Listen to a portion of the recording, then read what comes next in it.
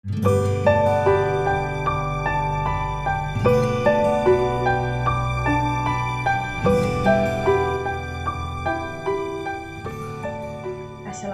warahmatullahi wabarakatuh. Waalaikumsalam warahmatullahi wabarakatuh.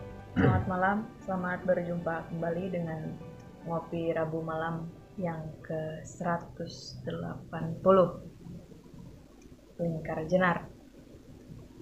Episode kali ini bertajuk Kematian yang Ingkar Janji.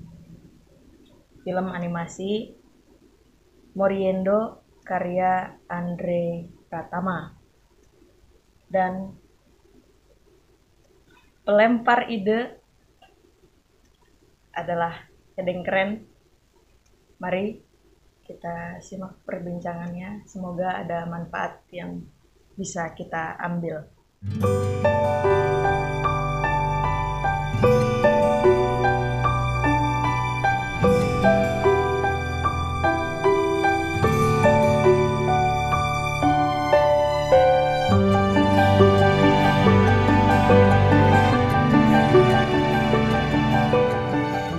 animasi berdurasi sekitar 6 menit lebih yang diberi judul Moriendo oleh Andre Pratama diawali dengan adegan suasana di sebuah taman. Seorang perempuan menggunakan tudung kepala berjalan gontai menuju bangku taman yang di sebelahnya terdapat tiang tempat menempelnya sebuah jam dinding. Fokus bergerak ke arah jam disertai dengan guguran bunga-bunga dari pohon di sekitar taman. Lalu jarum jam bergerak memutar berbalik arah ke belakang. Dari situlah cerita dimulai. Kemudian si perempuan muda ini duduk di bangku yang sebelumnya sudah berbaring. Kemudian duduk juga seorang laki-laki tua yang mengajaknya bicara. Ia memperkenalkan diri sebagai kematian. Lalu terjadilah obrolan, terjadi perkenalan dan janji hendak bertemu kembali perihal kematian itu tadi. Ada yang menarik dari film ini, meskipun sangat singkat. Andre Pratama mengadaptasi filmnya ini dari sebuah cerpen berjudul Sebuah Pagi dan Seorang Lelaki Mati karya Noviana Kusumawardhani, seorang penulis dari Bali. Secara bahasa, Moriendo jika berdiri sendiri itu berarti sekarang. Sementara jika digabung dengan kata renaskor, maka akan tersusun sebuah pengertian, yakni dalam kematian aku terlahir kembali. Semacam reinkarnasi. Obrolan antara perempuan muda dengan laki-laki tua bergeser kepada Masa lalu si perempuan muda yang merasa dirinya telah mati sebelum kematian itu diciptakan oleh Tuhan, semenjak laki-laki pasangannya di suatu senja meninggalkan dirinya tanpa kembali lagi. Sebuah gambaran bagaimana seseorang yang mengalami peristiwa sangat hebat, ditinggalkan oleh orang yang sangat dicintai dan tidak pernah kembali. Dia merasa mati, bahkan dia tidak pernah takut dijemput oleh kematian sekalipun. Dan itu dibuktikan dengan cara dia menunggu sampai pukul 12 malam, sebagaimana janji laki-laki tua itu untuk menjemput nyawanya. Tetapi sebelum laki-laki itu menjemput nyawa si perempuan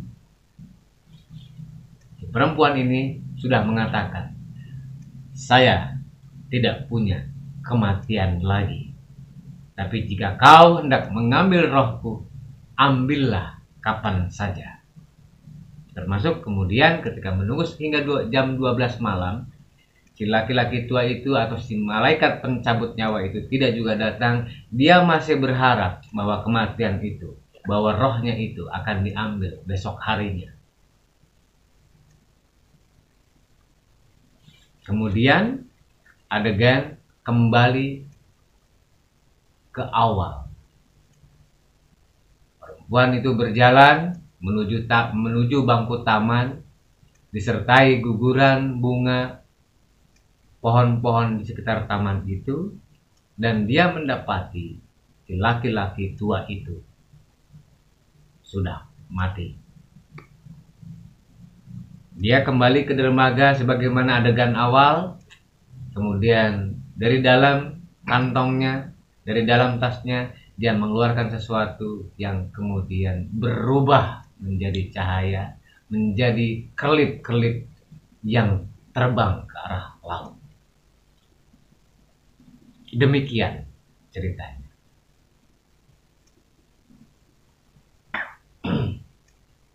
Apa yang bisa diambil oleh kawan-kawan? Yang di awal dan terakhir itu, yang kerlip seperti kerlip cahaya itu kan sebenarnya udah dituliskan di dalam surat ya, bahwa itu abu kremasi dari si kakek tadi. Ini sebenarnya agak membingungkan ya, tapi namanya juga fiksi. Dewa kematiannya malah mati. Ya sebenarnya lebih banyak memperhatikan animasinya. Kalau tentang pesan yang ingin disampaikan mungkin Mas Edeng Ulu Panjul lebih bisa menjelaskan. Apa dari sisi animasinya gimana? Ya memperhatikan dari awal, yang ketika judul dia merubah judul dari cerpen aslinya menjadi Muriendo, tapi ternyata di atasnya kan ada judul kecil yang itu judul asli cerpennya masih ditambahkan, dan di angka O tuh ada burung gagak. Jadi sudah sejak awal diberikan simbol bahwa film animasi ini akan bercerita tentang kematian. Ya seperti yang kita tahu bahwa gagak merupakan simbol kematian itu. Terus lebih dari apa ya, kayak ini tuh ngingetin juga sama animasi yang film Korea yang It's Okay to Be Not Okay. Itu juga ada animasi dan gagaknya juga mengenai kutukan. Tapi perbedaannya kalau di animasi ini tuh kita melihat karakternya seperti lipatan-lipatan kertas. Jadi tidak animasi yang seperti biasanya yang halus gitu. Dan ternyata itu memang sengaja diciptakan oleh animatornya agar orang yang melihat tokoh ini itu langsung ingat, oh ini tuh film ini.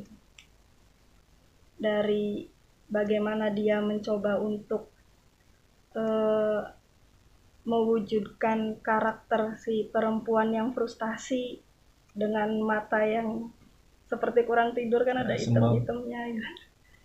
Terus murung, pakaiannya ketutup,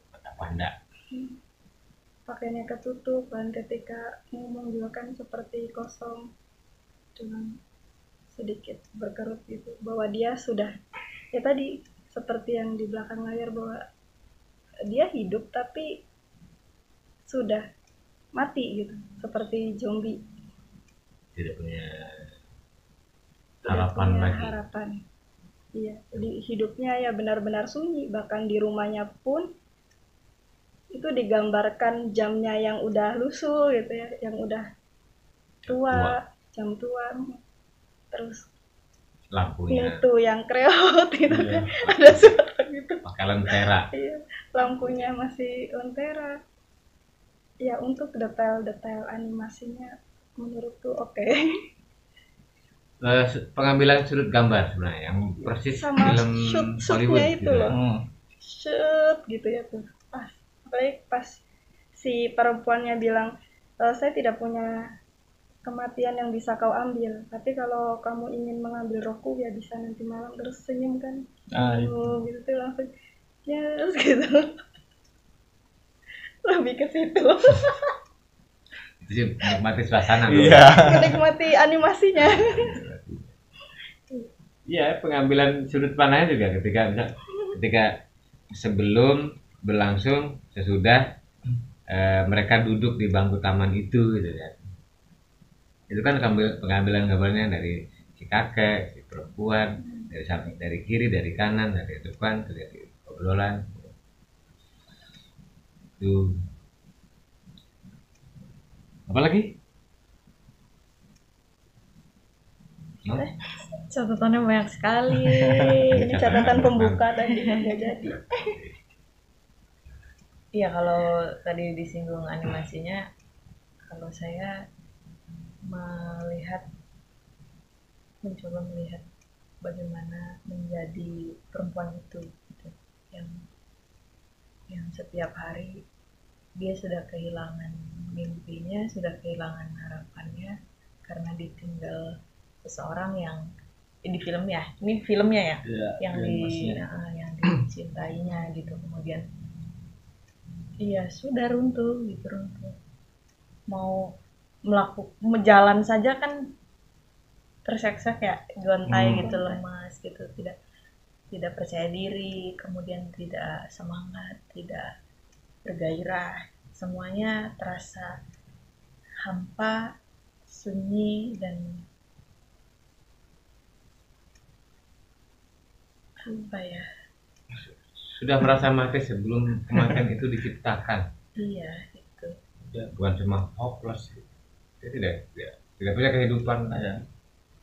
iya, tinggal nunggu ya. Malah justru kemudian ketika dia betul-betul hopeless itu bertemu dengan laki-laki tua itu yang katanya mau menjemput dia mati, malah si laki-laki ininya yang mati dan perempuan ininya yang menabur kremasi. Iya, yang justru masih diberi kesempatan untuk hidup gitu kan, masih yang ya mungkin dia masih memiliki waktu untuk mengubah gitu, untuk bangkit, untuk itu di endingnya maksud. gitu. Ya, kenapa harus berlarut-larut dalam kesedihan dan padahal waktu terus berjalan. Kematian sendiri pun bisa mati lebih dulu. Kematian saja bisa mati lebih dulu gitu loh. Kenapa manusia yang belum mati merasa sudah mati duluan? Nggak takut mati gitu kan? Iya. Ya sudah. Nggak takut hidup. Nggak takut hidup justru ya. Nggak takut hidup. Iya.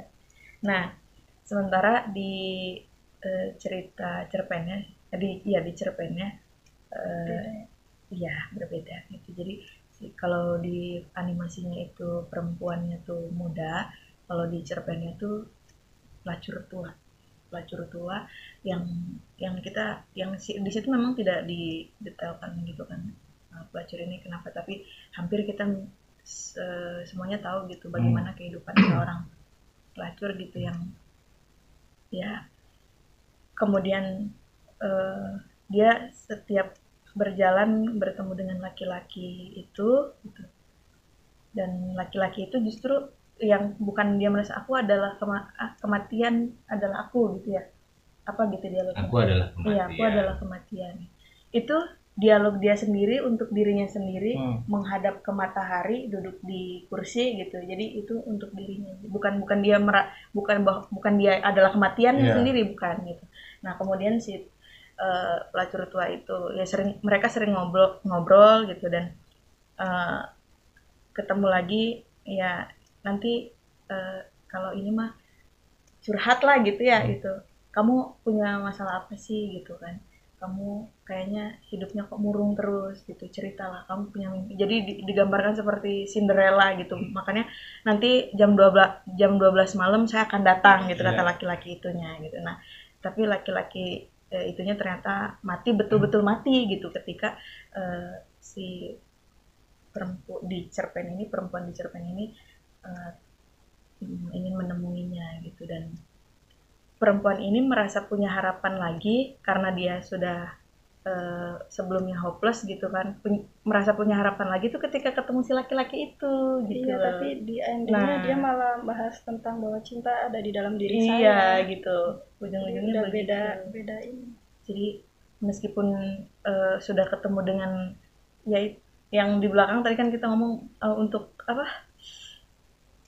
Tadi yang abang bilang tuh perpisahan itu ya pertemuan gitu, abang bilang itu. Obat. Ya, obat ya. Obat dari perpisahan yang menyakitkan itu apa ya? Pertemuan. Nah ya itu pertemuan lagi gitu kan sama laki-laki itu, tapi ternyata laki-laki itunya meninggal, mati. Jadi akhirnya dia ya udah mencintai diri sendiri aja gitu, endingnya begitu. Gitu. Ya nggak apa-apa, itu sesuatu yang wajar. Perbedaannya. Sumber asli dengan adaptasi. Pasti berbeda. Ya karena ini antara bahasa tulis dengan bahasa gambar kan sedikit punya jarak, ada jarak gitu, untuk membahasakan. Misalnya gini, tulisan yang 5 atau 10 halaman bisa dipadatkan menjadi durasi film 5 menit. Karena film kan main gambar, main bunyi, main cahaya gitu kan, macam-macam gitu. Tuh. Dan ya ini pertimbangan si animator mungkin ya, untuk lebih menajamkan fokus yang dia mau. Dia menginginkan bahwa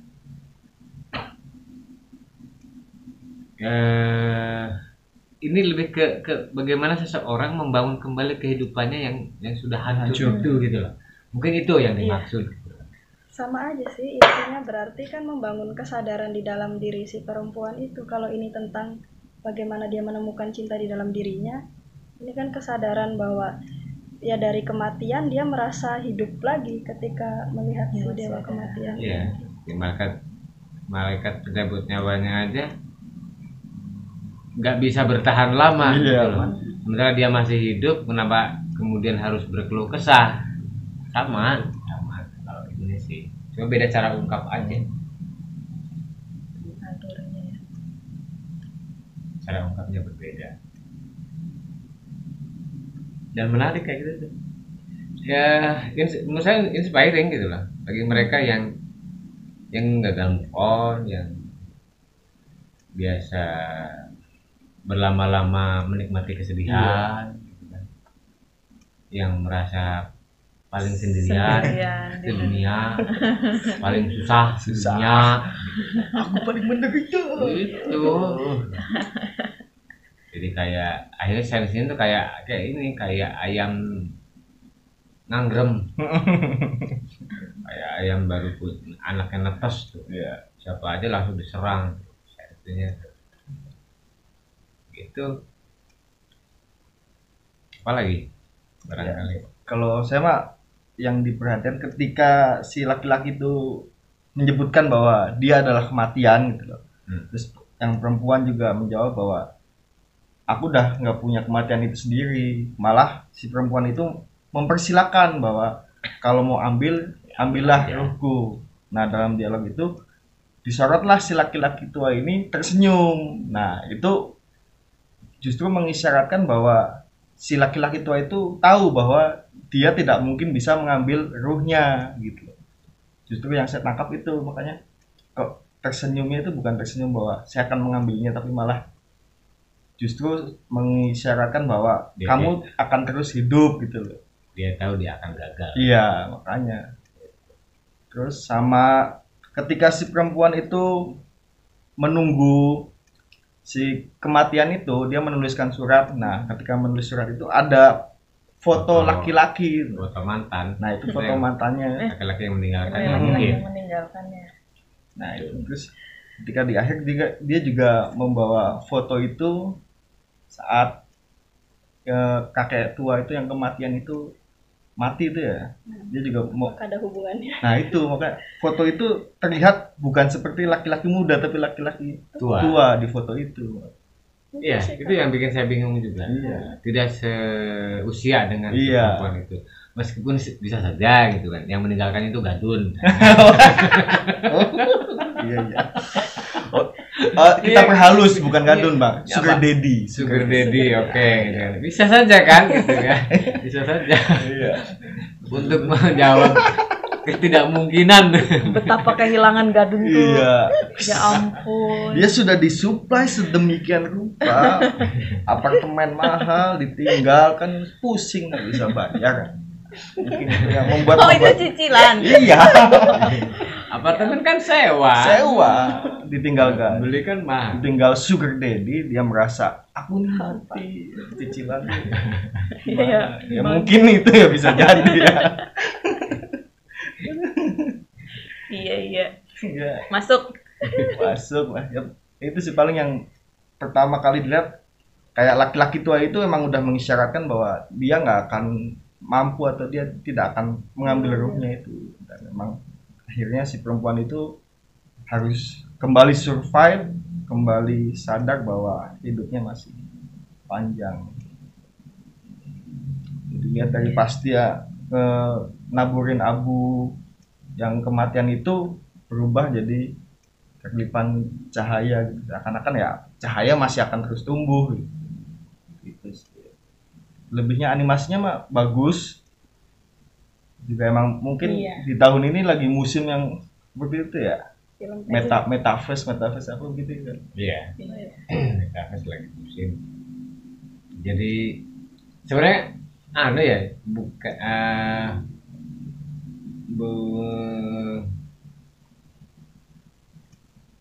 antara kartun dengan animasi itu kan mirip. Iya.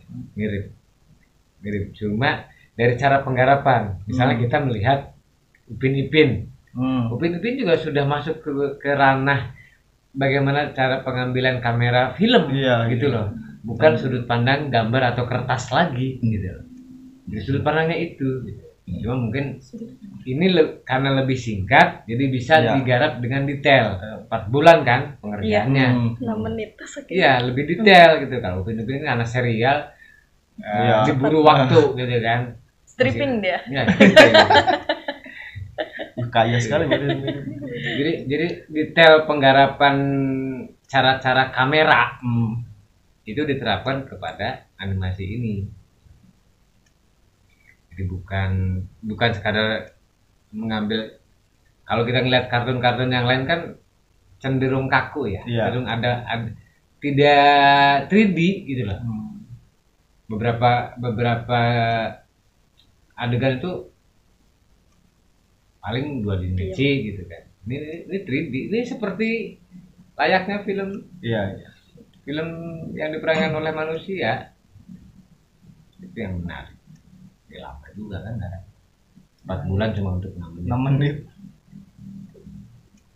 Jadi nilai skripsinya apa? A+. Untuk Andre Pratama. Menang lomba juga kan itu? Menang lomba di mana? Spanyol kah? Spanyol sih. Nggak tahu di mana. Jelas juara. Ada lagi yang menarik soal vokal si kakek itu. Oh Iya, iya, betul. Cuk. Gimana? Cukup Teater Ini ya. sekali. mengganggu ya, sebenarnya buku nggak hikmat gitu. Cempreng. Aku adalah Iya. kematian. Iya, mirip banget. Ya sebenarnya ya. Ya ini kalau saya melihat Dubbingnya ya, dubbing. bukan dubbing, pemilihan karakter vokal sebenarnya.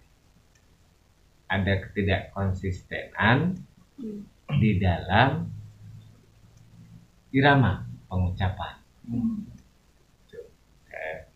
Di akhir tuh dia gimana gitu ya? Iya. Iya, Agak kayak balap. masih mau lanjut. Balap cepetan. Berhenti tapi. Semakin cepat. Semakin cepat. Gitu. Tidak bisa mempertahankan konsistensinya itu. Termasuk misalnya ya dengan jenis suara kayak gitu kan berpengaruh juga terhadap karakter gitu, terhadap wataknya. Jadi seperti Doraemon kan jadinya. Nah itu Doraemon. Kalau pemilihan vokal si perempuannya itu udah cukup lah, sudah Sudah pas. sembuh ya. Kalau Nah, si laki-laki tua ini Kalau misalkan suaranya lebih berat ya kan lebih berasa gitu. si laki-laki tua, Iya. iya bisa daripada bikin cempreng begitu. Tuh seperti Jainuddin. Ya, jadinya kayak Woody Backpacker. Iya. Woody Woodpecker. Woody Woodpecker, bukan backpacker ya. Enggak, dia nggak naik gunung. Jalan-jalan. Nah, masa selalu salah mengucap Woody Backpacker ya. Woody Woodpecker, Woodpecker. bukan backpacker. Oke. Udah sih. Kalau udah ya udah. Sudah. Gitu. Iya, baik demikian hasil perbincangan kami pada malam hari ini. Mohon maaf apabila banyak kesalahan. Terima kasih sudah mengapresiasi. Wassalamualaikum warahmatullahi wabarakatuh. Waalaikumsalam.